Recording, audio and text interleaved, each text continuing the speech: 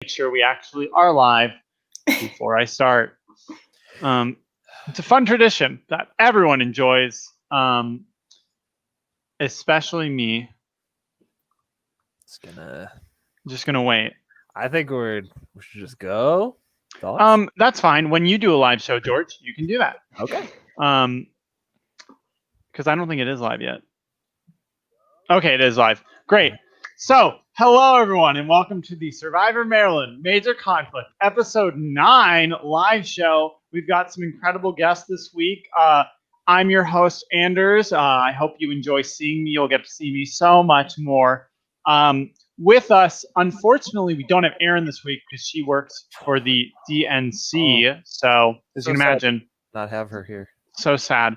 But we do have another Michigan guest, all the way from his hosting jobs of season 1 and 2. It's George. Did you only do one? Just the one. Good job, Just the one. We are fantastic friends. In the pre-show, you also didn't know where Chris came from. You said New York instead of New Jersey. Going to call you out for that. Hi, it's me. We also have a wonderful Survivor fan, and also the winner of. You can probably say the full name better than I can. So we have Chris over here, Mr. Business Lamp. Yes, hello. I am a friend of Anders from Online Survivor, and better than him at Online Survivor. So fully 100%. I agree with that. It's not that Chris, hard. what did you just win? What was the? I won Archidago's Stronghold, a video game org on Twitch for $1,000. Wow. Yes, unlike me, Chris can win online games. And then finally, we have our fallen queen. So sad to see you, but it wasn't in a 10-1 vote. Morgan! Hi. So, Morgan, first of all, it's been only 4 years, pretty much exactly 4 years. How are you? What's been going on? What's changed? I'm doing good. Accounting actually worked out, so I haven't played Bolo since that day. Just bought a house last week, so that's exciting. Oh my God. Living the high life. Yeah, buying a house. Well, that's Bolo couldn't win you that money, but I'm glad that you found something that could. Well, Morgan, it is so sad to see you go this week. I think you summed it up pretty well in the episode, just how weak everyone was playing. But watching this back, how did it feel? Did those feelings come back? Did those memories come back of the moments? Yeah, a lot of it wasn't shown in the episode, but like seeing my little monologue at Tribal definitely brought back like the 20,000 steps I probably put in that day talking to most people. And of course, they all live on different ends of campus. Like I just remember my legs were so sore the morning after I got voted out. It was like one final treat from the game. Put in that work. Yeah. Morgan said, I'm going to complete my own challenge. So Morgan, speaking of the challenges, we saw in this season, you had your very high highs in the Bolo and then your low lows in Sumo.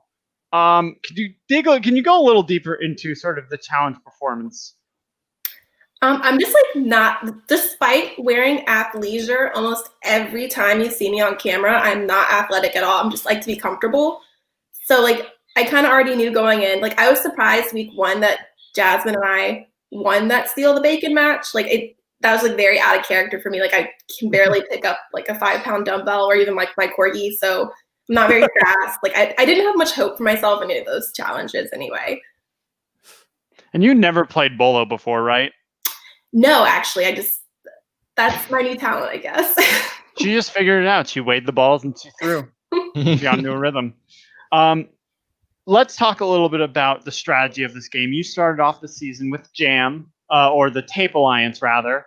It seemed like that was the main alliance. Were there other alliances we didn't really see that you were forming outside of Jam?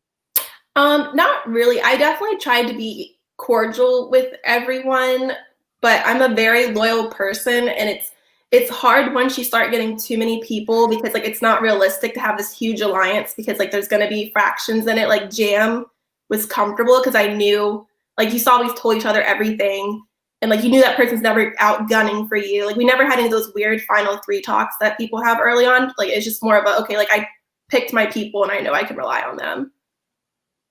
In Jam, this is just a question I have. If you and Liam had made it to the final 4, who would you have taken to the final two?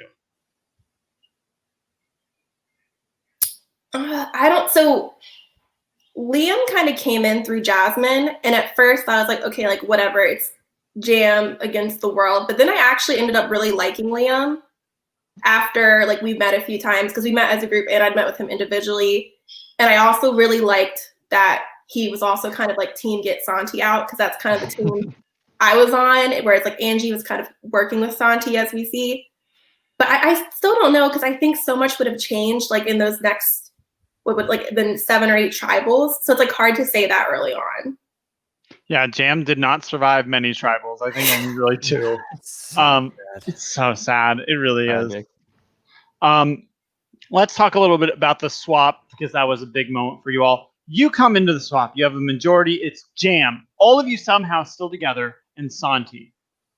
What, from your perspective, happened that week? And Just why was it so on at the last minute, like, we need Amanda to go with us? So we were kind of, well, I just wasn't playing the long game, but I was definitely stunned that Santi was like, okay, teaming up with the yellow team, because I was like it just made no sense. Like, Chikasha had the majority. He was already on like a stronger part of the tribe. Like, he definitely had a larger fraction than Jam would have been. So I think we were just kind of scrambling, because like that was like out of left field that we were going to turn on each other when we had this majority in this tribe swap. And Jasmine, Angie, and I really were okay with voting anyone else out that wasn't us. So I think maybe we just didn't stick to our guns enough on that. Like, made the mistake of letting all 4 of them know, like, hey, like, we don't care about any of you. Whatever you want to do, we're cool with. And Amanda, Liam had put in a good enough word for her beforehand. We thought that she would be a reliable person for that vote. Reliable. Well, she was reliable, just not to your side. Yeah. So we get to the merge. You and Angie have survived the worst position for sure in this game. I think you were right. You and Angie were absolutely right. If you guys went to tribal, it was a done deal. It would be you probably, and then Angie. You get to merge. It's the 2 of you. You don't have any alliances, but that doesn't mean you're dead. You're at the merge. So when you are told you're merging, how are you sort of processing it? Are you viewing this as a new beginning? Yeah, I saw it as an opportunity, because I was 100% sure if we stayed in those same tribes, I was next. Whereas I thought with the merge, I might have some sort of chance to, spin it another way. And then Angie wins immunity, which is great. And she doesn't give the clue to you. Does that I could what? Oh, I was shocked. Like, I'm surprised like Anders didn't zoom in on my face, because I was like, what did she just say? She was just like, I made eye contact with somebody else. So it's like, Sadie was the first person. what? We just deciding our games based on who we look at first. well, maybe she knew from the tape alliance our chances of finding it were like slim to none with 1 clue. So Yeah, but like it puts the idea in people's head that you might have an idol, so then you could target other people. Or you might even find it. That would be great. That clue, unfortunately, as they said in the episode, reveals that the idol is at challenges. So even if Morgan had gotten it, would have been a little too late for her. Sure. She'd be like, if we get to the next challenge, we're finding that idol. But unfortunately, it doesn't happen. So Angie doesn't give you the clue, which is already like strange. But you know, Angie's safe. You are not safe necessarily. But going into this, what was your plan? Were you hoping that it would come to you, or were you being proactive and saying, we got to get out this person? Yeah, I wasn't that aggressive early in the game, so I really had no clue like what Pascala was up to. Like, I didn't know whose name would be best to throw out. But then someone had mentioned that Amanda mentioned my name, and I was like, okay, well, there's an easy way to have a rebuttal to yourself, because you know that person threw your name out. You're not risking throwing someone under the bus that wanted to work with you that week, or round, whatever you want to call it. So that was just my logic for aggressively going Amanda. Like, I tried to meet with as many people as possible and just give that as another alternative. And every time you had a conversation, they said, I'm not sure, but if the majority is going this way, I'll do it. And they all said it. At a certain point, what were you reading into that? Was there like, oh, if I just get someone to say yes, it's dominoes? So that's kind of part of the reason why too. Like I didn't even bother meeting with every last person. I was like, because if I hear that one more time, I'm gonna throw up. Like it's just like really guys. Like okay, you all say you're fine with not voting for me if the majority does. I'm like, so doesn't that mean the majority is okay with it? And I was like, okay, these people are too afraid to shake it up this week. So I was like, what can you do? Who do you think? What you said in the episode? Like I think the majority is Tim, and then Amanda and Dane. Is that what you really believed, or is that just who you wanted to target? I knew it was I just assumed it was something with Pascala since they did so well in dismantling us after the tribe swap somehow. I was like, okay, like somehow I couldn't really pin it for sure because I wasn't that sure of the tribe dynamics. But that was just like a wild guess. It wasn't far off. I mean, they were a trio, despite their dismay of that. And at Tribal, you put in a real show of like Amanda's the only one playing the game. Why were you so heated up at that Tribal? Were you certain it was going to be you? I think what might have done me in, so like last episode, you guys didn't really see me. I was still just kind of mad about Jasmine getting voted out, and I think I was a little bit too personally mad. So I definitely didn't put in like that pre-leg work that I could have. So I was kind of just still mad at Amanda, and it was kind of like my last petty dig to kind of like still like try to throw her under the bus, to be honest. And at the Tribal, all you do is you go, look, I want to go for Amanda. I think she's playing the game, and I think Tim is the reason people aren't going to do it. And it's real sad. Like you guys aren't playing the game. And I think God, comparing it to the first Tribal from your tribe, it's like, thank God it's not. We're all united. I don't know, whatever the majority wants. Were you giving out hope that it wasn't going to be you that night, or were you pretty much already preparing your exit speech? Well, they made the mistake of so Santi sent me a nice courtesy text before Tribal to let me know he's going to vote for me. So that was I was like, okay, I have nothing to lose. Like, I can say what I want. I was like, if I change a few people's minds, at least I can go out knowing that I didn't just sit there and say, oh, we're one big family. Like, oh, you never know. The game's the game. There might be targets. We're all at risk, blah, blah, blah. Like, no, I knew it was me. And it's not a 10-1 vote. Angie doesn't vote for you and Abby doesn't vote for you. You seemed surprised in a way that it wasn't a 10-1 vote. I knew Angie didn't want to vote for me, but I didn't know if she, I told her, if you, it might look good to pretend to be one of the sheep, it's not going to make a difference, even if you do a courtesy vote for, not me. But I mean, I think it just shows that not everyone was just, going with the majority. So Abby said she wouldn't vote for you. Is that why she didn't vote for you? Is that the only reason you can think of? Did you ever jury vote? Okay. She blatantly was like, I want your jury vote. I don't know. There you go. That was I feel like that was it. I mean, what a queen. She stuck to her word.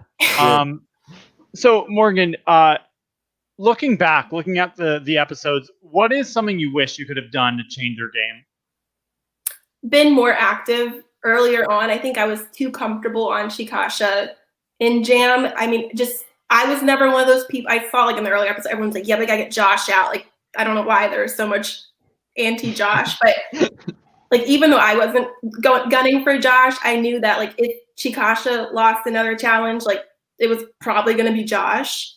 So I think I just kind of got too comfortable with having that solid alliance where I should have put in more work with, Santi would have been great in the tribe swap, obviously, but man, if only you had talked to him once before then.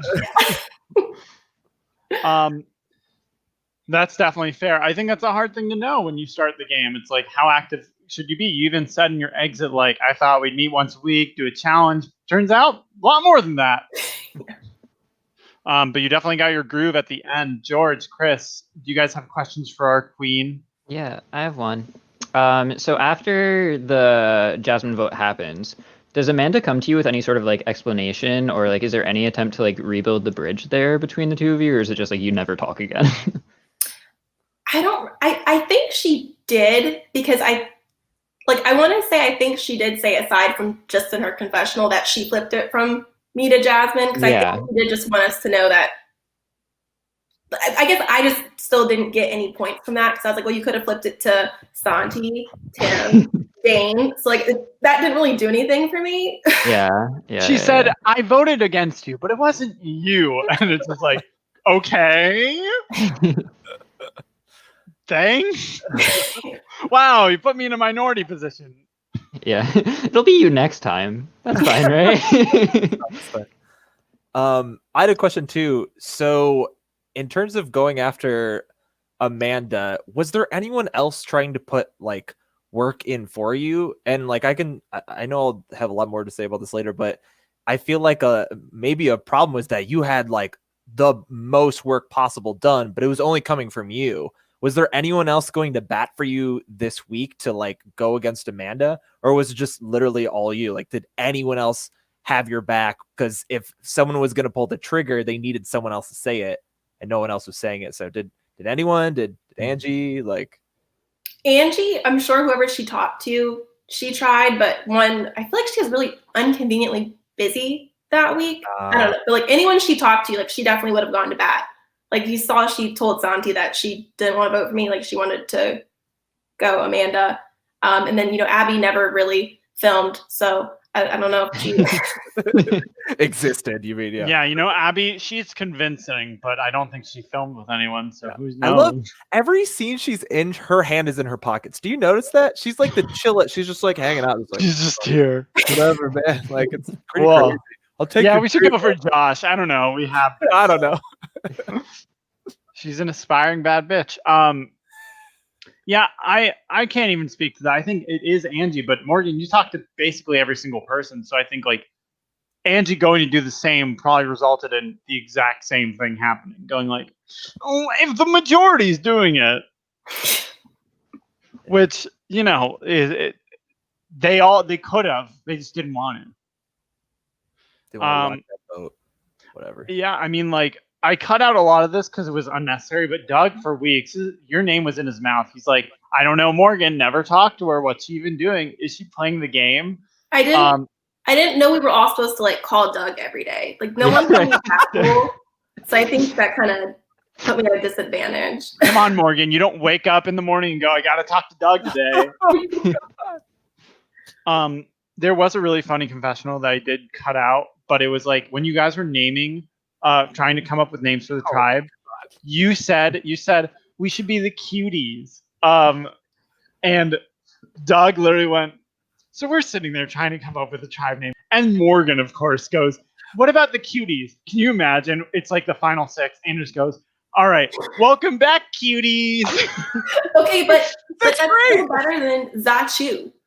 Yeah. Oh, yeah. I mean, it's a garbage name. But Also, Doug had to be the one to name it, so that's why he was mad that someone else did it. Yeah, so. It could have been the Zesty Zelkos, as Morgan said. In honor of Mike. Can we talk a little bit about the relationship between you and Mike? Because I know, like, it was there. How strong was it? Oh, Mike and I were really cool. Like, I think we did like happy hour or something. Like, we always tried to get like Survivor people to like meet at like the college bar or whatever. Like, he was a cool guy. We just didn't get a chance to work together that closely because he was in the Guys Alliance plus Jasmine, their secret alliance, and they just all grabbed one of us, and that was his person apparently. Well, I mean, he had control of the women. That's what he said. Yeah.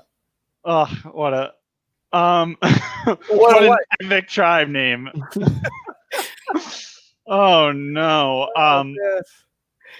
Yeah, no, Zachu's a garbage name. But well, Morgan, yeah, I mean, I think it's definitely hard to play this game, but I think that you did a great job. And God, if you weren't the star of this episode, it's such a shame to see you leave, especially because it's like now it's just there's no more jam. But we will see you on finale night as a jury member and probably several episodes in a row anyways. But I really appreciate you coming on, telling us the truth, telling us how you're feeling. Maybe we'll see you in the future. Anything else you'd like to say or plug? No, just thanks for hosting, Anders. This was one of the best things I did in college. Like, I still talk about it at work. My coworkers are probably like, please shut up. But like, this hands down one of my best memories. Ugh, love it. Also, Morgan, have you voted? Yes, I dropped off my ballot last week, and they sent you a nice email confirm. Love it. They should keep that up. Queen. Well, thank you so much, Morgan. We appreciate it. I can't wait to see you in the comments continuing to root for your queens. Yes, this is the Angie Stan account now. She's got to make it. A's got to win. Well, thank you so much, Morgan. Have a great night.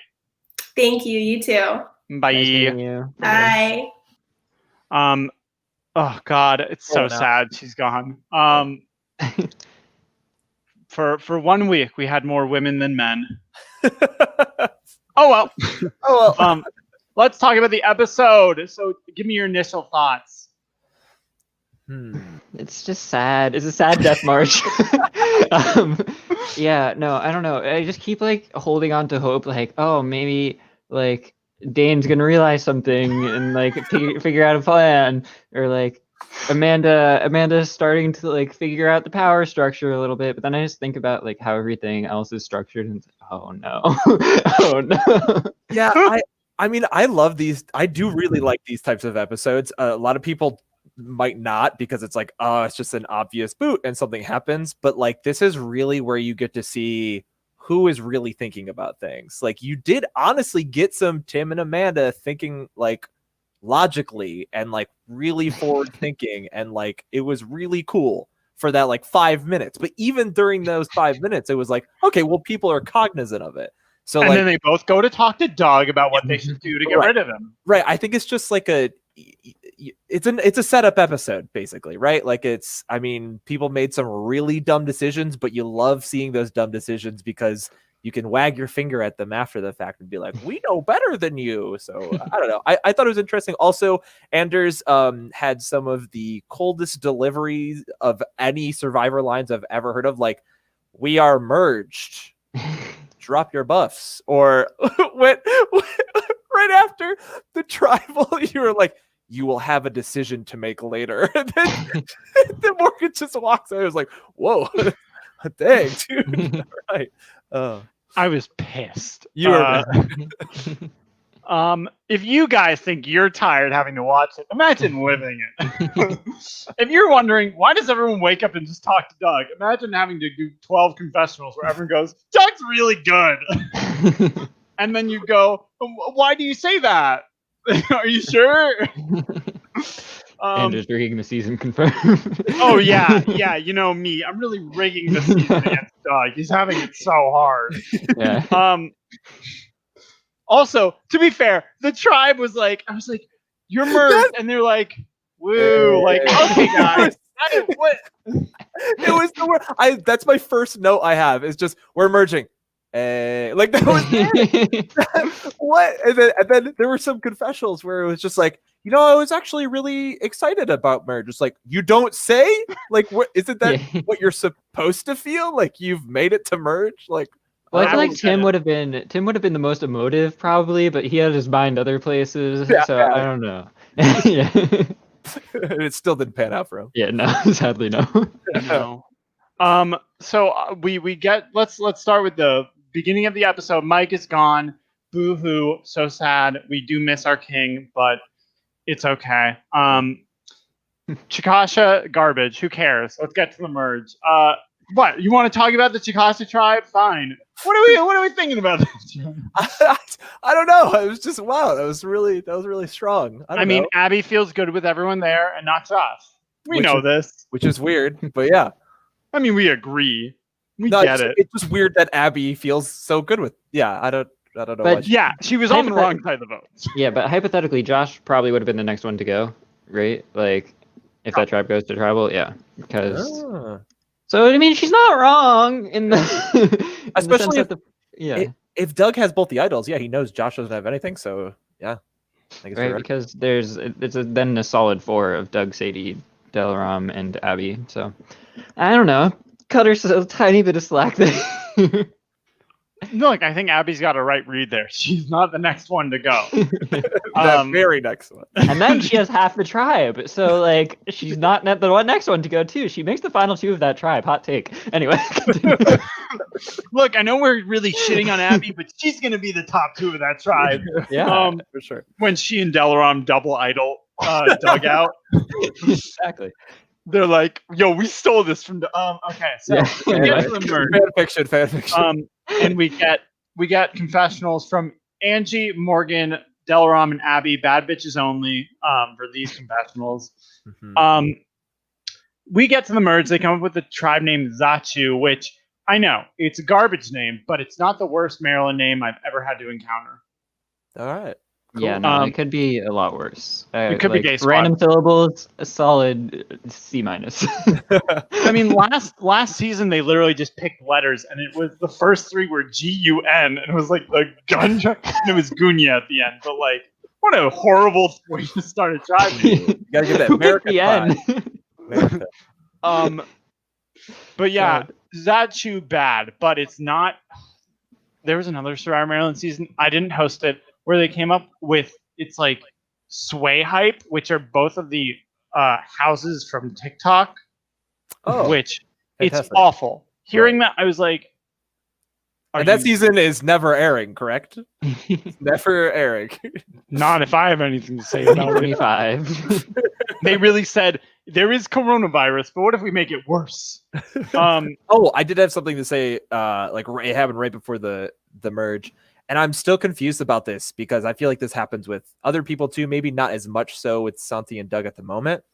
Delaram and Abby are roommates, and they were roommates, and they are blindsiding each other and not telling each other everything, and have trust but not fully. And this is so foreign to me, and I keep seeing this every week where these really strong relationships outside of the game don't fully trust each other in the game. And everyone knows about those relationships, but they never are like you already are, like, people know your roommates, tell each other everything. What do you mean you don't know if someone else is going to tell somebody? Who cares? You are your core. Everybody knows that. Use that to your advantage. And they don't. And that's so confusing to me.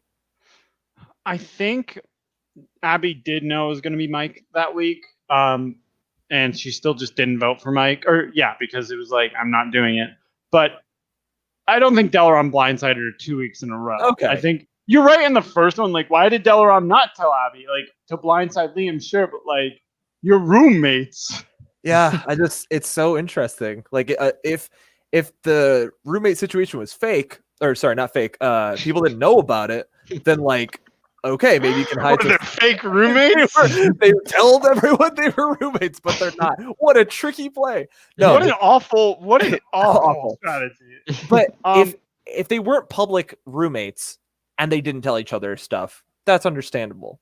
But you already are publicly, but I guess nobody cares. Like, nobody cares. So Yeah. I don't know. I would disagree. I would say that, I mean, it wasn't purposefully done this way, but I think that it's the right play by Delaram to not tell Abby.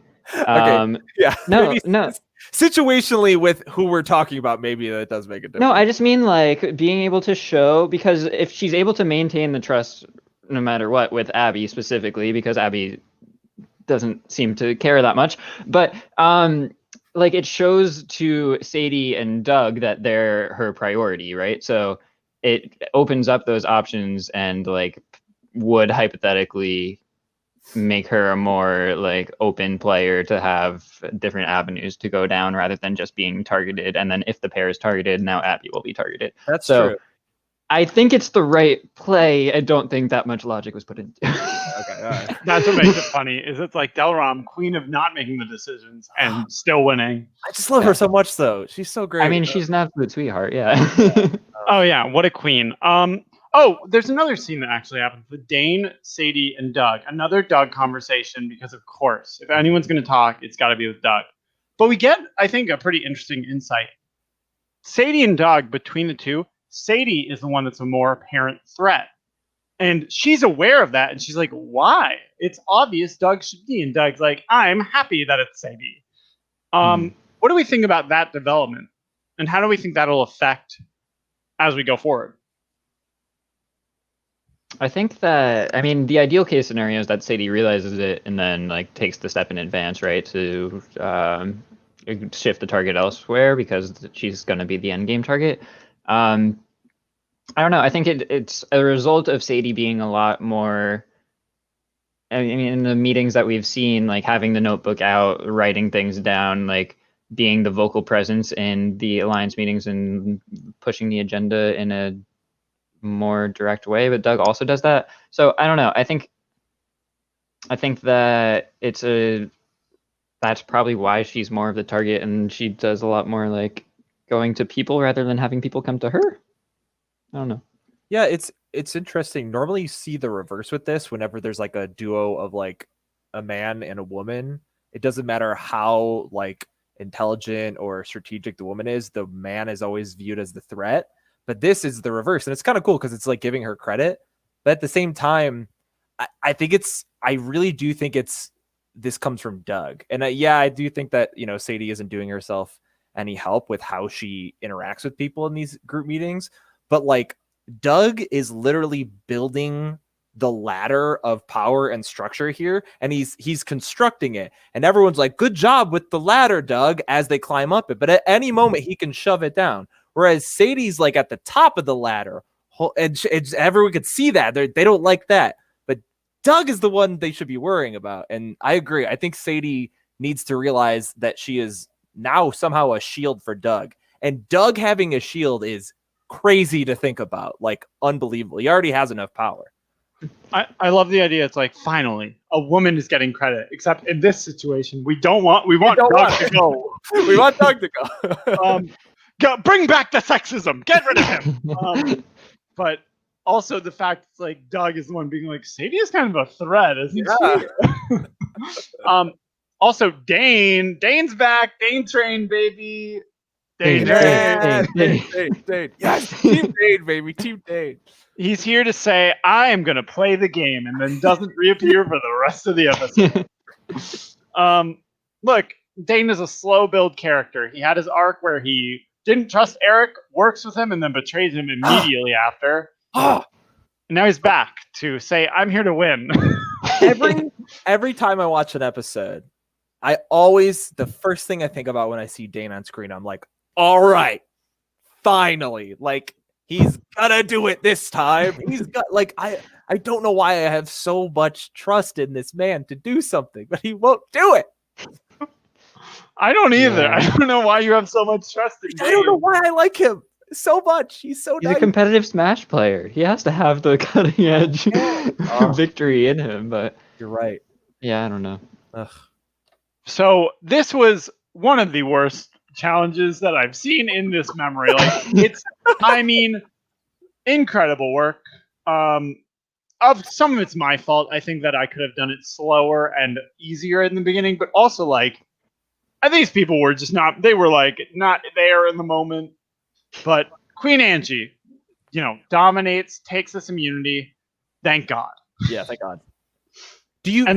Does she go home if she doesn't win, or is it still Morgan? I feel like it probably would have been Morgan. Really? Yeah. Okay. Because I think Chris had a good point earlier. It's like, was it Chris? Did you ask who else was like working with her to like push it, or was that George? George, you had a good point earlier. It's like, no one's... I'm sorry. Where it was like... Dane train. Where it was like, was anyone advocating for her? It's like... Right. Here's the thing. Although they had their little fight, Santi was always going to advocate for Angie to stay over Morgan. Like, Morgan didn't have someone who would advocate for her to stay over Angie besides Angie, and Angie wouldn't do that. So... I do think, though, if Angie's exposed, that the talk is now not between Amanda and Morgan, it's between those two. And I think in that moment, there might be some discourse between what people want to do, potentially. I disagree with that. I think that if Doug and Sadie are like, we're going for one, they're just going to go for one. I don't think they're concerned about either of them having an idol. Like, I just think, like, if the resistance is being built up, like, it's like one of those two is still going to go home, and maybe, I don't know, Tim and Amanda are like, oh, we could use this person over this person or something. I don't know. It's all speculation, but Yeah, because we don't really have any insight into, like, other than Angie and Santi's relationship, what Angie's relationships are with the rest of the tribe, really. Like, Really good, so- really good relationships. amazing relationships. amazing. Well, she gave Sadie that clue, Yeah. so bridge built. She's my winner pick still, by the way. That was my winner pick. Sadie. Yeah. No. Angie. Is my winner pick from week 1. I don't change it, unlike some people. I feel like that's illegal. But wow, did she really do it because she just saw someone's eyeballs? That was it. I think she took the word. She took a while to pick, so I went. You can use this to build a bond. Oh yeah. Like that wasn't an immediate thing I said. I was like, who do you want to give it to? And I was like, it's gonna be Morgan. And she didn't immediately. I'm like, okay, so she's thinking. Okay, well. So the capital she gains from giving it to Sadie, is it worth it compared to potentially going to find the idol themselves? Because Sadie doesn't even show the clue to her, does she? I think it is shared. Okay. Yeah, that's the thing. It's like, I think that if Sadie tells the clue to Angie, then like it is fine as a move. Because like, again, with one clue, it's hard to know how specific it's going to be. Like, it's taken people, not that she knows this, but it's taken people 4 clues to find idols this season. So yeah, I don't know. Maybe just me wanting to cut her slack, but I don't hate it. It's know. like I know. I just need to root for her somehow. So because if it's gonna buy Morgan one more week, then like even after that, you're still gonna need something. So yeah, that's fair. I don't know. The truth is, like, it's an idle clue. It's not really. If it doesn't come coupled with actual strategy behind it, it's pointless. Doesn't matter what you did. Yeah. But let's get into the strategy here. So we see Tim, who finds a clue, reads it, and can't find the idol. He thinks for a moment it's Victoria's sunglasses. We'll see those in Survivor Maryland, Ghost Island. Ghost Island, the sunglasses haven't appeared. Yeah. Along with Zach's roommate's necklace from Terrapin Trials, and some other things. But classic. Yeah, he can't find it, and he spends all the challenge looking for it. Somehow makes it further than literally everyone except for Doug and Angie, which good for Tim, truly, and doesn't find it. So the clues, spoilers, you can only find the idol while the challenge is happening. So as soon as the challenge is over, you can't grab the idol, even if you know where it is. We won't let you have it. I like so. He also didn't know where it was. But maybe he'll know in the future. But anyways, so he doesn't find it. He tells Amanda, and the two of them start planning out what to do. And we finally hear someone say, maybe we should get rid of Doug. And it's from the worst possible section of this game. How have we come to this moment where I am now having to root for an Amanda Tim overthrow of the power? I don't know. We're here, though. It's happened. It's happened. The redemption. Amanda's been playing for herself this whole game, though. I think that I'm kind of an Amanda fan. Like, she has gotten a lot of heat from the community at large, but but I think that she very much has been a player that's been like self-motivated throughout. Like, you see in the last episode that like she was like, I don't really want to give the idol clue to Doug. Like, what if we didn't do that? And I feel like that thought process has always been there for her. And she's been the one to sort of like have to ingratiate herself with the majority alliance because that's what she has to do because everyone keeps targeting her and wanting her out. So I don't know. Oh, he doesn't know. He just wow. Apparently, standing Amanda gets you distracted. We're back. Oh, hey. Yeah. Anyway, done a good job with the cards that she's been dealt, and then she like tries to make something happen this episode, and unfortunately, the card tower tumbles a little bit. because like anyway move. So I think yeah. In a vacuum, I think Amanda, you're right. She's very self-motivated. She like is somehow escaping like people targeting her. But I think the issue is that like she's putting herself in those positions where people are targeting her, Mhm. and I think it's for dumb reasons. Like I think it's just because of how she's like, you know, talking to people or simply just like talking behind their backs or I think Amanda is playing a great game on paper strategically and stuff like that. But then there are things like she knows what she needs to do. She knows that the hierarchy is the way it is and that there's a problem and she will never be able to beat certain people at the end. Mm-hmm. But then she's like, I just want her stuff. Yes, exactly. That's also a problem. Yeah. But then she, like other people, she's thinking these things, but then she thinks them out loud. She talks about them and then reels it back. Like she put it out in the game that she wants to go for these people. Yeah. And then decides that she's not going to do it this week. You cannot put your foot halfway on the gas against people like Doug and get away with it. And I mean, she got away with it this week, but like next week, like people know that she was the one throwing their names out. So yeah. I mean, I think you both are right. Like Amanda is definitely playing. She is one person we're seeing that's going, I'm not going to do exactly what Doug wants. Yeah. Like I want to do something different. Unfortunately, it is still doing what Doug wants, but yeah, you're right. It's like she doesn't really have a choice about what she's doing. She can't not vote out Morgan. Morgan is now going for her. And I don't think Amanda was the first one to mention Morgan's name. Like it's pretty obvious that she's not the majority power here. Yeah. Yeah, I don't know. It's just like, because the way that you overthrow the power structure, right, is that you have to rally together the underlings. So that's what she's trying to do. She's trying to build that connection with Josh and be like, hey, it makes sense for us two to work together in the long term to take out some of these power players because we're going to lose to them. And like, if Josh was a rational player, that would make sense and he wouldn't run that back. Right. But that's not the case. This is actually, I think, a really big thing that's going on in modern day strategy games. It's happening with Big Brother too, where there are people that know their position.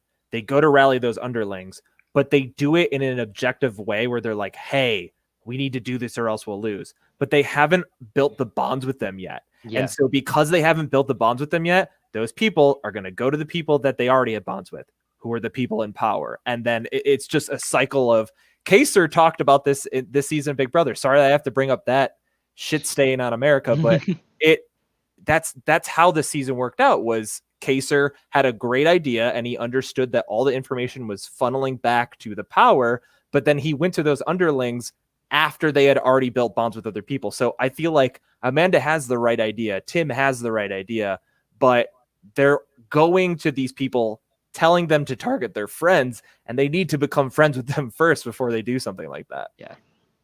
I mean, I think here's the thing. So she goes to talk to Josh, which is a smart move. Josh is on the bottom, whether or not he wants to recognize that, and he has. And she's like, hey, you don't feel safe. I don't feel safe. Let's work on that. And then Josh says something which I think is, in a way, it's like, fuck, but also smart. He says, and then I told Sadie that Amanda wants to go for her. Which she does, but I was going to say it either way.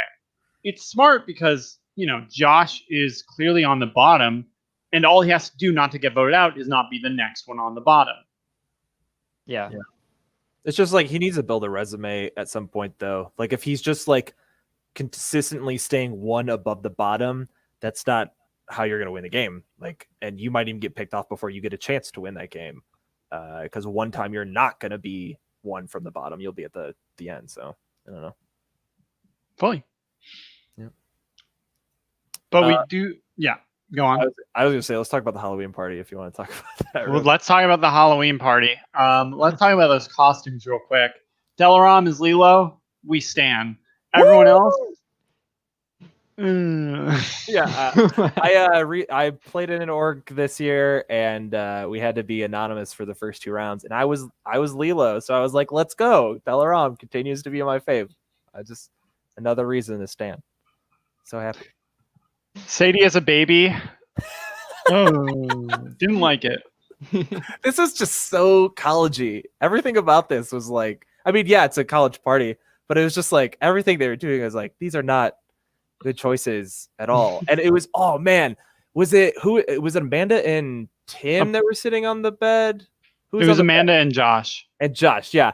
Wow, you could see the alcohol in their eyes. It was great. It was so good. Amanda's like, no, yeah, like we like need to work together going forward. Like it's pretty crazy. Oh my god. Like it was like, whoa, you're not gonna remember this conversation. That's not good. There was literally, I don't know if you could hear the coughing. A girl in there had just taken a shot and apparently didn't know not to fucking breathe it down and just started hawking up along. It's like, get out of the room so they can record. We're trying to film here. Yeah. And then this girl, I wanted to keep this clip and it was too long. She's like, Josh, can I borrow your jersey on the wall? And he's like, right now? Sure. And then she's like, actually, no, I don't want it. He's like, I just got it. Okay, I'll wear it. It's like, get out, leave. Survivor takes precedent. Oh, amazing. Let's do a hot or not. Is it a good costume? Okay. Delaram as Lilo. Oh, yes. Yes. 100%. Okay. Amanda as Pirate. Sure. I mean, she did it. I think she did it. Well, I just don't like the pirate costumes in general, but yeah. It's played out. yeah, they're not historically accurate. Right. Doug as a ball pit. Yes. Let's go. I had a ball pit in my college house. Fun fact.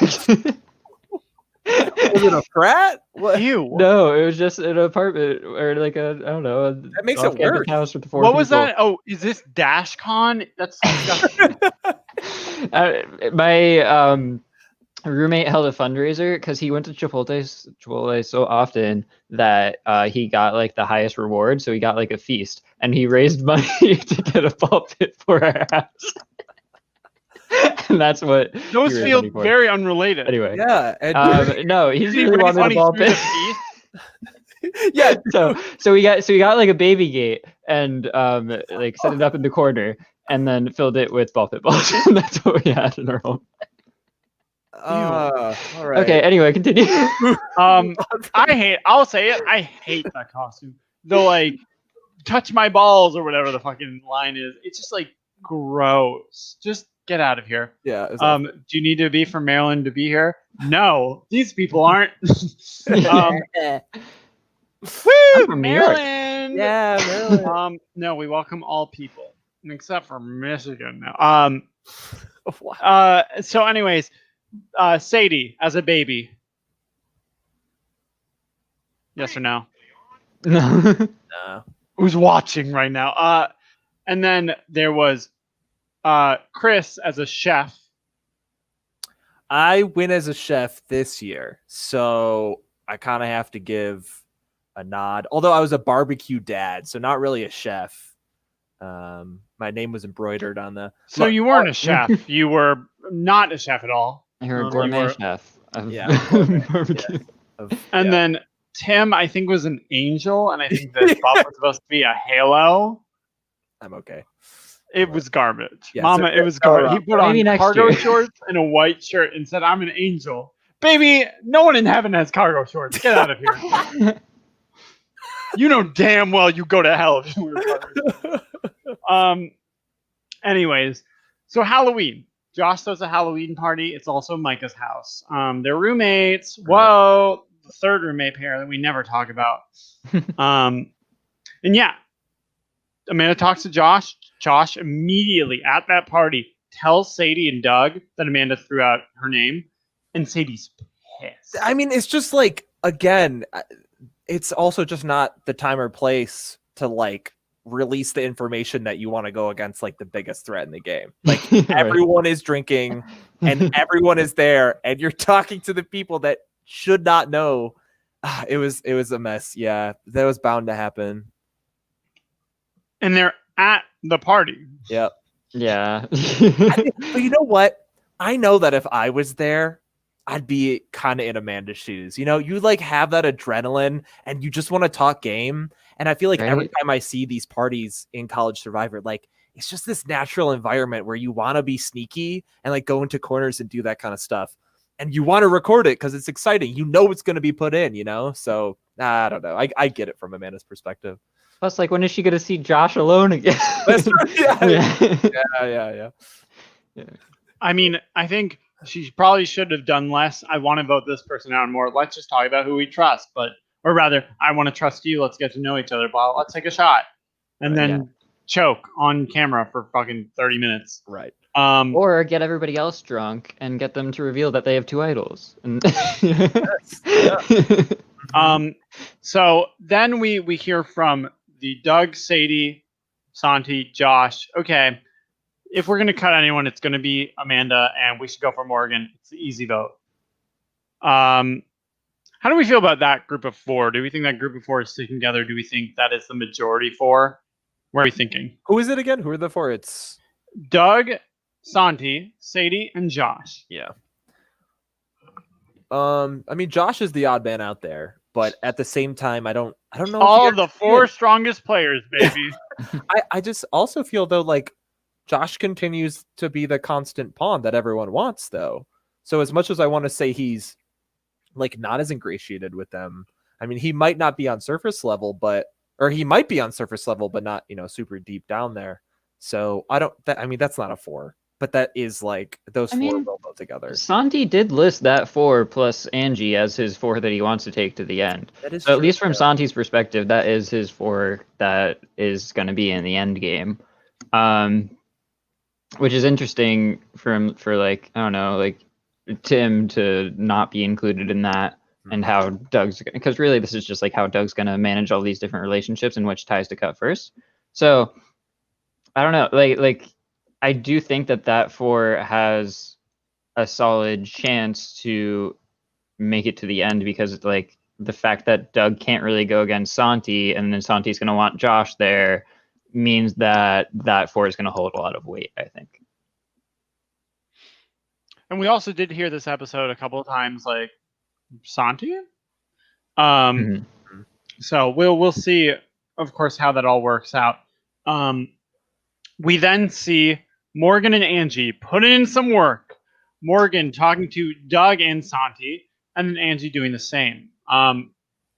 Where do we feel like, we're waking up in the morning? Who do we talk to? Doug, baby, information, please spare me. Yeah, I think it's, right before this, Tim actually has a lot of, he does cap it off with being super cocky, but he has like, yeah, he has like a really good thing that he does where he understands everything. He knows where the power is. He knows he's not potentially in that power. And even if he is, he's not going to beat them in the end. But unlike Amanda, he goes to both, I think, Doug and Santi, or maybe just Doug, and is like, oh, I want you to. Like, I think it should be us for sure. Because then in their mind, like, they can fully trust him. And they even talk about that. So I think he has he needs to review it. That's so true. So true. So I think waking up in the morning and talking to Doug sucks, and obviously he's the whatever. But this game would disagree with you, but go on. Sure. But what I mean is, like, I think Tim is doing that, but he's doing it in a way where he's not giving Doug really the truth. And I think that's what you need.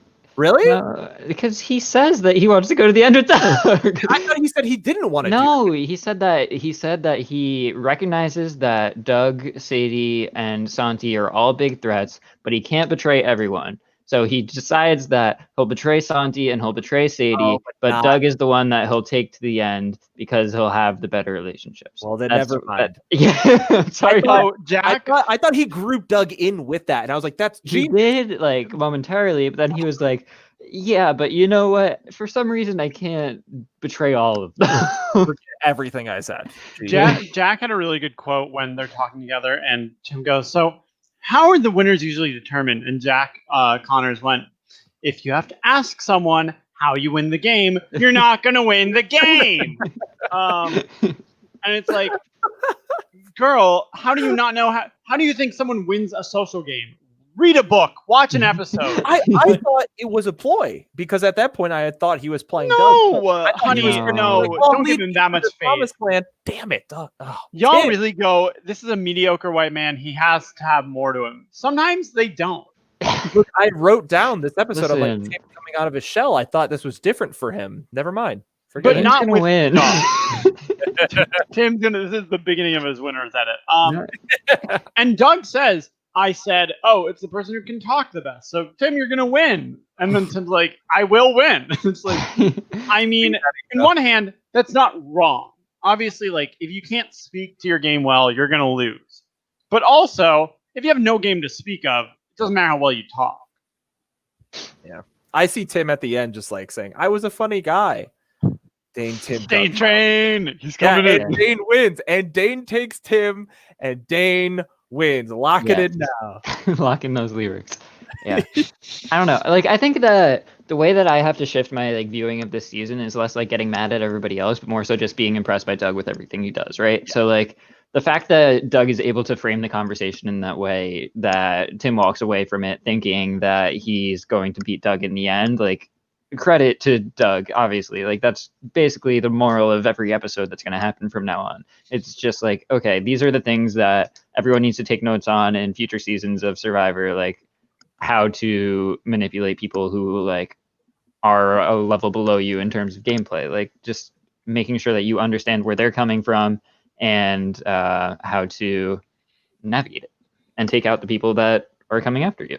And I mean, Doug did the same thing, like we were talking about with Sadie. He directed the conversation in a way where Sadie is seen as the one who's doing everything, and even when Doug is viewed as a threat, Sadie is still above him. So yeah, he just controls that narrative constantly. Fully. Now Morgan, of course, is talking to everyone, but she goes to talk to Doug and Santi. Is this the right move for her? Is this what she should be doing?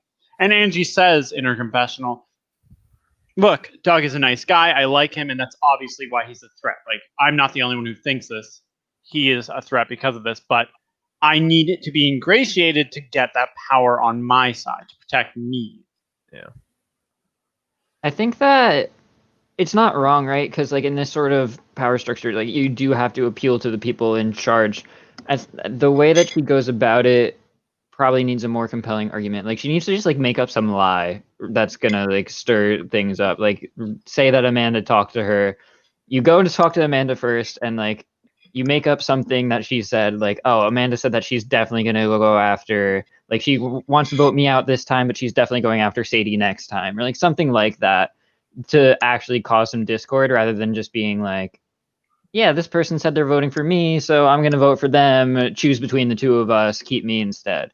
Like I don't disagree with going to the power players in their mind and trying to convince them, but you just need an actual reason to change things up rather than just saying that you'll work with them in the future when you clearly won't.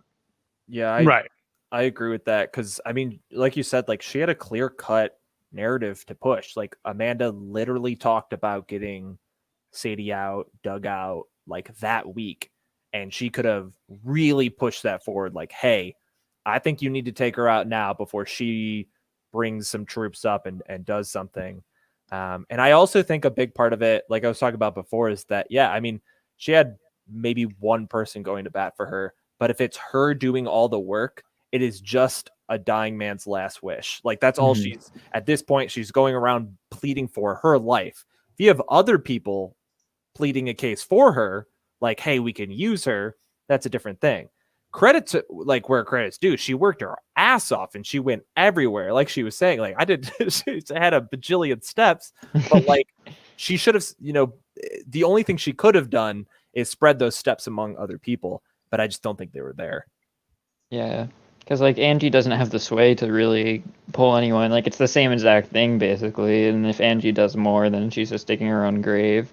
So it's hard to ask of someone. Santi also makes a really good point where he's saying like someone just has to be the one to say okay, right? Like I mean, everyone is saying the thing where they're like, I don't want to rock the boat, need the majority, whatever. But the way he framed it was, yeah, like one person needs to get the ball rolling, and then I'll go with it. And that person can't be Morgan, and just nobody was there to get that ball rolling. Yeah. Also, something I noticed, Santi is very smooth, and we can all agree on that. Sim for Santi. but I feel like you can tell completely when he's not vibing with you because his charm kind of fades away. I feel like this episode especially, you can see he kind of like fidgets around and he's like more professional as opposed to kind of just like vibing. I think Doug is constantly vibing and he's always like, whatever. Whereas Santi is really good with the people that trust him. Like he's really good with that kind of smooth talking. But like it's visibly like palpable that he was like not having anything that Morgan was trying to say. Yeah.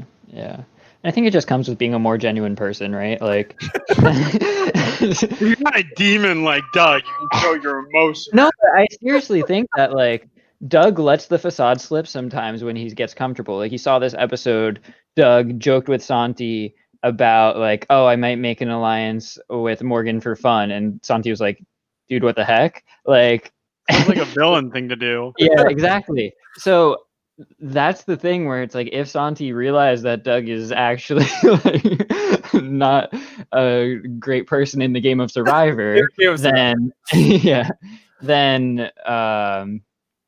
or like, yeah. So I think that that's the thing that Doug needs to be aware of, or like the one flaw that you can kind of clock. It's like these people, or I guess Santi specifically, is playing like very noble and very moral game. And Morgan said that he was the one to give her the heads up as she was about to go out. I don't think that's a strategic thing. I think that's just a him being a good person thing, which also happens to have strategic benefit. But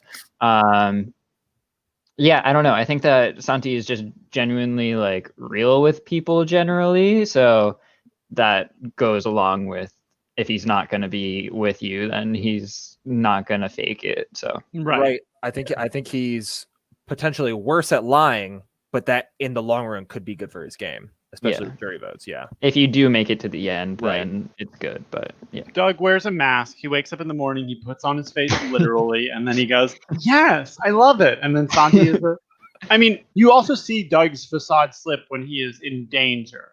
Like, he very quickly flips the switch to like, we can get rid of her, right? Like, if that we had to, we can do it, right? Yeah, rip Chris. Yeah, not this Chris. Rip Chris. All Chris's rip. Yeah. No, you're right. I think that's a good read on it. And you see the more genuine thing with like these, especially the Angie relationship. Like, you know, when Doug gets betrayed by people, he goes, I don't care. Like, Eric, it's okay. I'm not going to go for revenge. Meanwhile, when Santi's betrayed, he goes like, I just don't think we can work together. Like, I think this is the end of the relationship, whatever. And then like coming back together, it's like, I really like her, and I think anyone who works with her also. It's like, Santi, this is a lot of emotions for a game. Like in a fuck, marry, kill scenario, you gotta marry Santi, you gotta like fuck Doug, and then kill whoever of Anders or something. Because like, why would I be included in that? I don't know, but who cares? But Doug will give you that passion, but Santi, he'll tuck you in at night. Yeah. I don't even know where to go with that. I don't know. I do agree with killing Anders. Out of all the people still in the game, out of all the people still in the game, you'd fuck Doug? No. I mean, look, I think the easy answer here is you marry Santi. Always. You fuck. I don't know. Like, I'm gonna see Dane. Oh no. Dane's a wild card, man. What do you do with Dane? Yeah, I mean, that's been confirmed for a very long time. I don't know. What do you want from me? Someone's jealous that someone has beaten Michigan. Whatever. Well, look, I'm surprised. I would say kill Doug. Doug's too marry good. Dane, and that's it. That's my take on the situation. Marry Dane. Dane train. Marry Angie from episode 2, and Andrew can attest.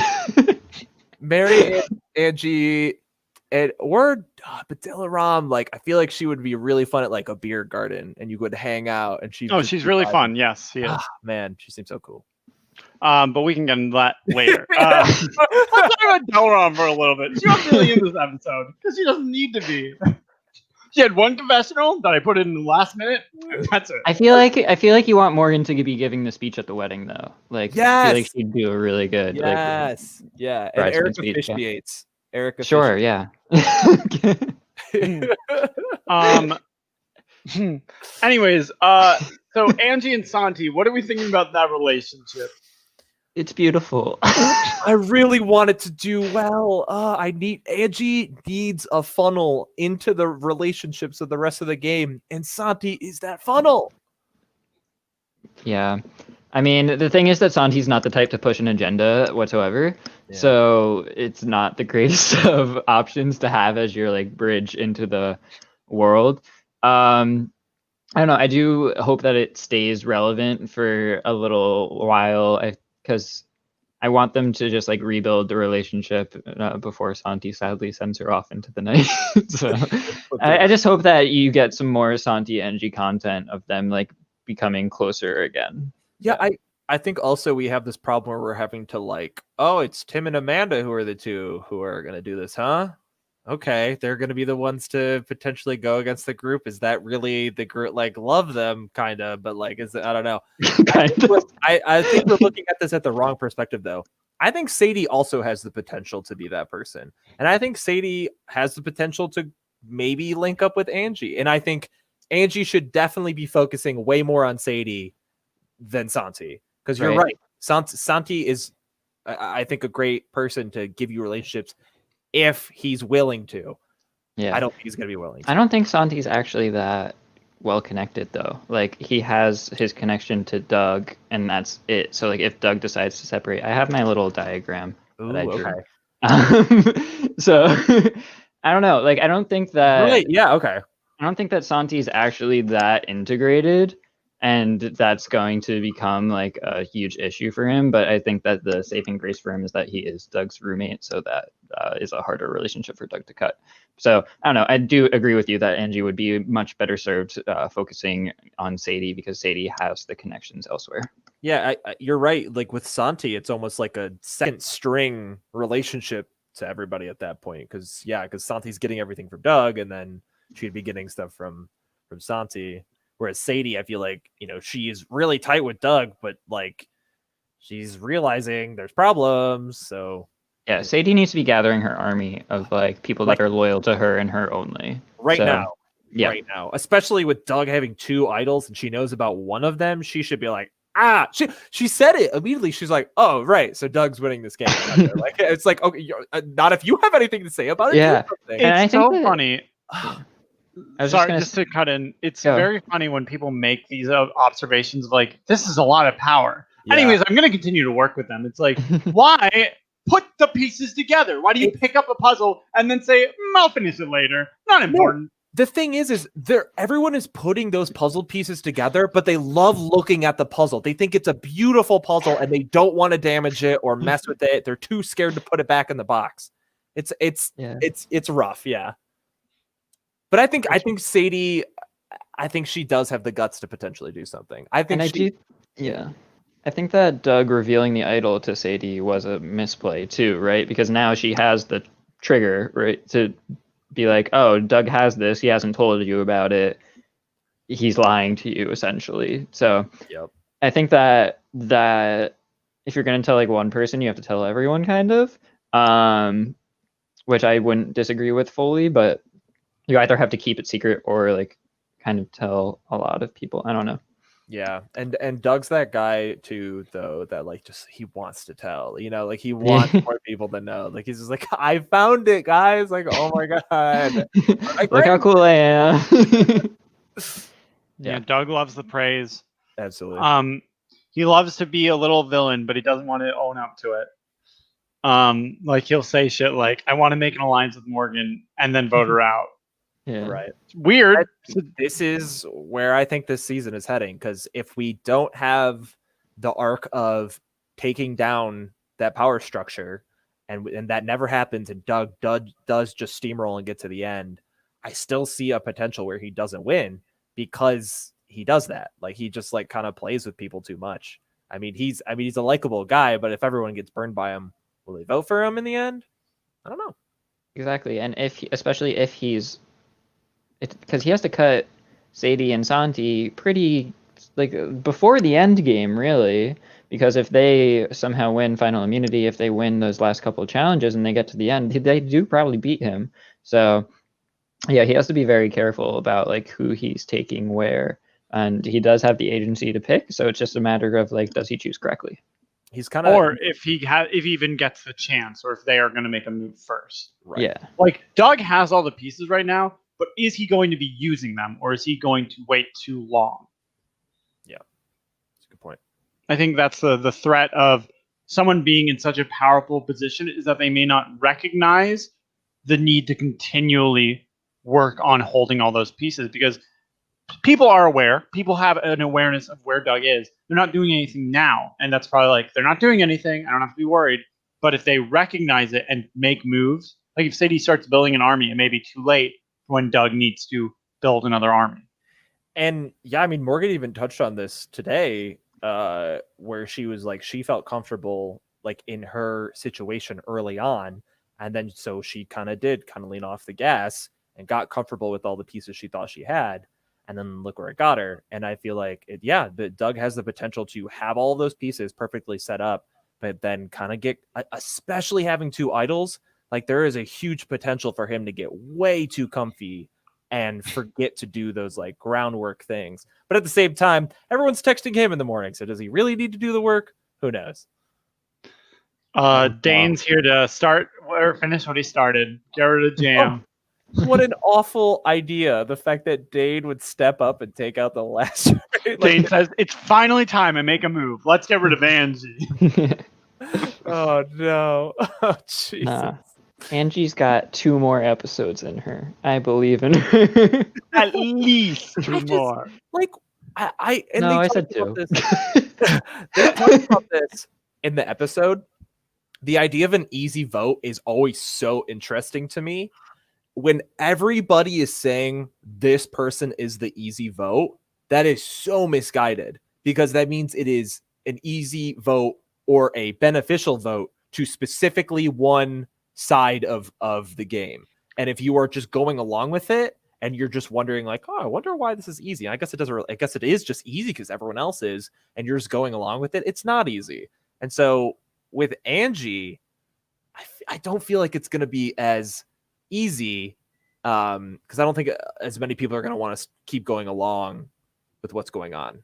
Right. Yeah. Yeah, no. I think that if we're speculating on the future, like the tables will turn on Amanda next episode, and just will Amanda have the ability to like rally troops on her side? I definitely see Amanda potentially going next. I mean, like, I said it, I think, at the merge, where it was like, look, if every vote is for someone, and just because it's not you doesn't mean it's good for you. I don't know if I kept that in the episode, but I said it. Because like a lot of people do go with the like, this is an easy vote, and I always hate it because it's like, but it's not an easy vote. No vote is like easy. It just means they're gonna fight less. But right, yeah, obviously you cannot fault someone like Doug or Sadie for going with this vote. It is the best move they could do, besides like getting out Amanda, because Amanda's throwing out Sadie's name, but like she's immediately told about it. It's like, those people, this is a great move, and I will never judge them for doing something that's easier for them. But for people who are literally everyone else, it's like getting rid of Morgan does nothing to advance your game beyond another round. Like, Delram and Abby aren't exactly putting in the work to be doing much more, but like, if they were fully functional players at this moment, getting rid of Morgan wouldn't have been their best move, because it's another number they could potentially use to upend whatever power balance. I definitely think there's something to be said about College Survivor specifically, where like, this game has been going on for a while. Like, what day was this? Probably like 30 50s. It was late 40s, I think, right? Yeah. Oh yeah, because the weeks. Yeah. Okay. Like you've been doing this for over a month now. Like, it's been going on for a long time, and you're only like halfway done. And any time or opportunity you have to just be like, oh great, it's not me. For those lesser players, it's a golden opportunity, because you just get to be okay for that week, worry about your classes or whatever, not have to do as much work. But for the players that are playing harder, it is a week to, get more pieces, build more pieces, get someone out that you're not working with. Like, you really have to think about with these types of votes to write my Shut up. Oh yeah. I feel like, when an easy vote like this gets thrown out there, if you are not the highest person on the totem pole, or even if you think you might be, think to yourself, who does this person go and benefit the most? Does it really matter to me? Not really, but like, then why is that person going? Oh, it's because this person over here has no relationship with this person, and so that's why they're going. And then you have to build it from the bottom up. You have to draw your sociogram. Yeah, absolutely. What do you call that? What is that? Sociogram. It's Sociogram. a graph of relationships. Okay, I will remember that. Yeah, I just know if you ever play a game with Chris, Those happen. I mean, I've drawn those things before. I just called them like, I don't know, clouds. Yeah. and clouds. Oh, geez. Oh, geez.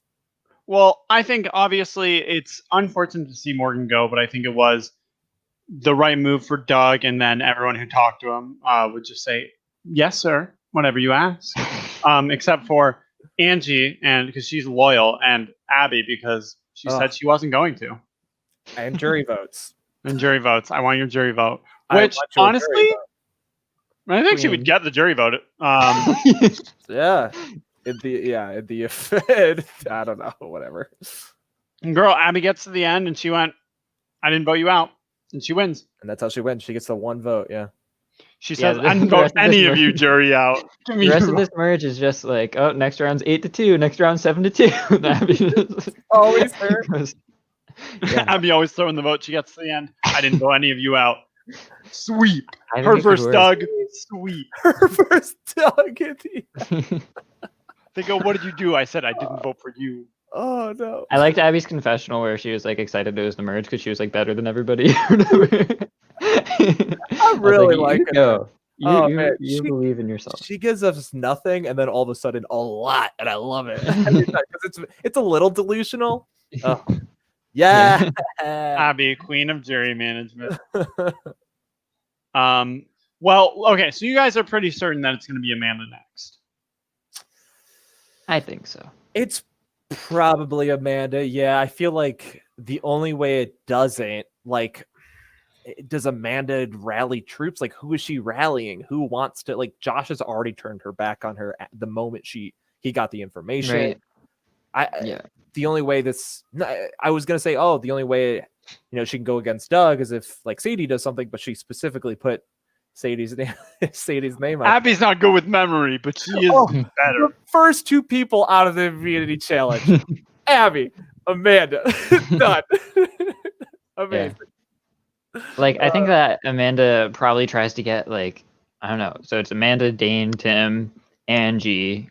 Like, her best shot, I think, would be trying to take a shot at Abby, but that's not the shot that she's going to take, right? Like, she's really aiming high here. No, I'm just saying, like, in terms of practicality, if you're going to try to get somebody out who's not yourself, like, well, I don't know. Dane did say that he was on the same track as Tim and Amanda. So, I mean, like, yeah, she is Dane probably, but that's it. that's it. That's all you need. Yeah. Also, it just, like, astounds me. This is unrelated. Like, talking about Abby, how Abby just says at Tribal, like, oh yeah, I am aligned with Delaram, Sadie, and Doug. Period. And then like Delaram says the same thing. She's like, I'm I just really I'm in an alliance with Doug and Sadie, and those three people are on my tribe, and I'm going to be aligned with them, and you could like also be there.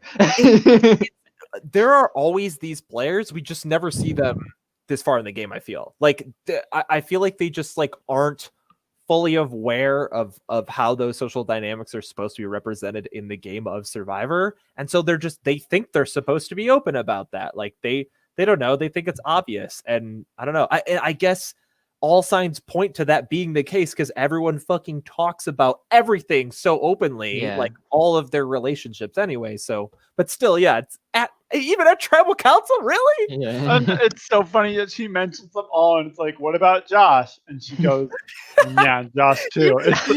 You had to throw him out there, didn't you? You were just like, you did mention Josh. Girl, it's not like she just said, I feel good about these people. She said, I feel really good about my old new Chikasha tribe. Me, Sadie, Delram, and Doug. It's like, what about the other member who's also here? It's like, Which I is didn't- why Amanda needs to target Abby next episode, because then she gets Josh on her side. well, it's also No so funny way. because you're right, George. Both of you are sorry. They just say it. They just say out loud, "I am with these people," Yeah. and then no one does anything about it. They go, "All right, well, I guess that's not really an issue. Like, it's not." You don't think this is something to worry about or It's too okay, hard? they're really with me. Yeah. This is, and I keep making an advocate point of this for why people should watch. I mean, people already know why they should watch Maryland, but like this kind of openness is unique, I feel, to this specific college, and I think it has to do with the campus and the cast specifically. What does that say? Humegalols? What's a humegalol, Eric? Okay. Oh, that's Eric. Of course, that's Eric. What am I talking about? Yeah, I just feel like Maryland specifically with their campus culture, or maybe just like the cast that you always, cast. This is just, it's always so open. And these relationships, like people are always in the same dorm or down the hall or in the same room, and they all just get cast together. And it's not as big as a deal. And I think that kind of creates an environment where, Who? A megalol. oh, it's such a memer. Oh my god. Yeah, I don't know. It's so unique in any other college survivor or survivor for that matter. Yes, he does. They are big. Morgan, you got cast. Us, yeah, there you It's true. I put out flyers saying, "Are you a freak? go. Are you an absolute weirdo looking for a crazy?" Yeah, like Quirky. a PP Barnum wanted ad. Yeah. I stand outside my dorm doing one of those signs, going, "Looking for some freaks." Oh, jeez. Ugh. That how you were chosen as the host? Yeah. That's why I was so quirky. I was such a quirky girl. I did theater in high school. Can you tell? Side note, you had good hair in this episode. I just want to put that out Right? Yeah, did. agree. I did notice. there. I wrote that down. It's good hair. Write that Thanks. down, I write also that had a down. different job, but I appreciate it. I mean, yeah, but the hair is good. Yeah, what happened? Spoilers for season 8. I start the season post jaw surgery, so my mouth is still literally healing as I'm starting that season. But That's we'll get awesome. I'm so ready. Wow, can't wait for 2024. Girl, shut the fuck up. I'm over it, Chris. I'm over you. I don't know why Never I invited you on invited here. back again. Okay, so we think it's gonna be Amanda. If not Amanda, maybe Abby. So George, you're sticking with your winner pick, Angie. Yeah, I don't like to move that around just because it's like then it's just like based on an edit. So yeah, I think Angie, there's potential still. We'll see. And Chris says she has 2 episodes. Chris, who's your winner pick as of right now? Who was it originally? Like right out the gate, who is your winner pick? Yeah, don't know. Chris. As I of don't think I yesterday, who was chose. Like, God, I don't know. It's I mean, like it probably was Dane, right? Like, like the first one that I like had a good vibe about. Like it was probably Dane. Awesome. So rip. But What do you mean? He's still here. yeah, no, he's gonna get a solid. If 7. Dane wins, I think there's a good arc there. Like if he gets to the point where he could win, that Right? means he's done the right thing for sure. But he has.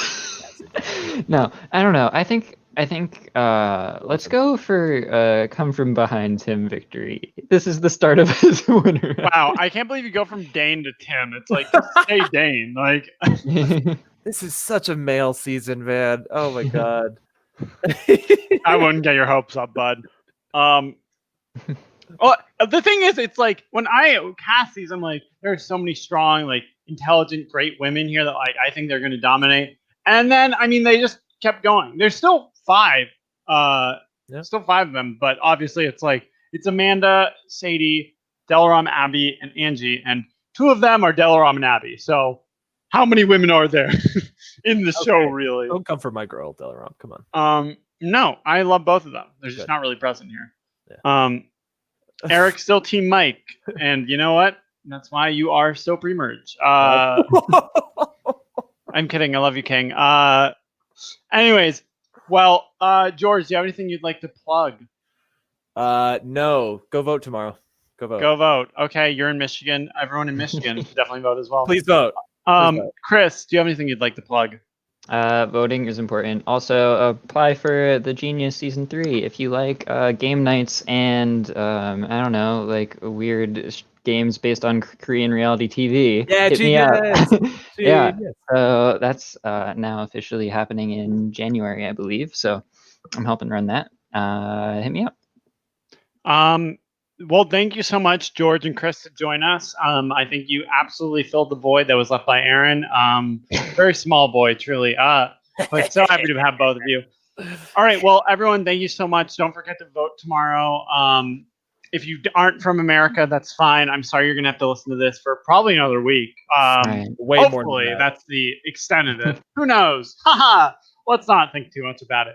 But this is episode 9. We'll see you next week for episode 10. Where we'll see, will a majority break apart? Who will go home? Will everyone still wake up in the morning and talk to Doug? Yes to that one. Yes. It's insane you would assume otherwise. Will he get the third idol? Who knows? Don't say that. Don't say that. Someone just finds another clue and goes, Doug, it's over there. Josh gets the 8th clue ever, and he's just like, just take it. Just Josh gets handed the idol and goes, I can't find it though. Well, we'll see what happens. Will Angie make a new girls' alliance? I hope so. Someone made this. It was a very funny joke. It was like, all right, new alliance. It'll be Sadie, Santi, Angie, Amanda, Abby, Doug, Delron, Dane. It'll be sad. Finally, the alliance we're looking for. It's true. Watch out, Josh and Tim. They're fucked. Slim pickings. Couldn't have said it better myself, Morgan. But we'll see. Anyways, catch you guys next week. Bye. Yeah.